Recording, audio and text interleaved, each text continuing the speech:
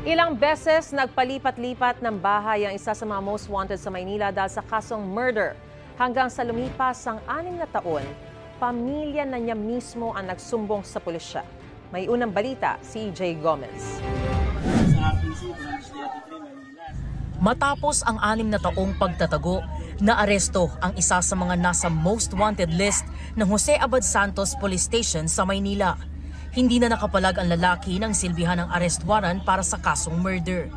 Ayon sa pulisya, November 2018 naganap ang krimen. Bale, palipat-lipat din ng tirahan at talagang nagtatago ang suspect na to.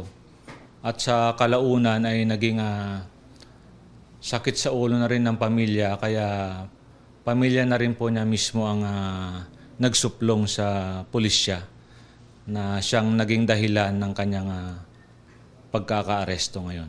Love triangle daw ang pinag-ugatan ng krimen. Kwento ng akusado, sinugod daw siya ng asawa ng babaeng naging karelasyon niya. Self-defense lang daw ang ginawa niya, kaya niya napatay ang biktima. Nagsuntukan po kami nun, bigla niya po akong pinalo sa ulo. Hanggang sa nakadampot po ako ng matulis na bagay. Hanggang sa inabot ko po sa dibdib. Hindi ko naman po talaga kasalanan eh. Wala naman po akong intensyon na mapatay yung tao eh. Nasa kustodiya ng Jose Abad Santos Police Station ang akusado. Ito ang unang balita. EJ Gomez para sa GMA Integrated News. Mga kapuso, para una ka sa mga balita, mag-subscribe sa GMA Integrated News sa YouTube. Sa mga kapuso abroad, subaybayan niyo po kami sa GMA Pinoy TV at sa www.gmanews.tv.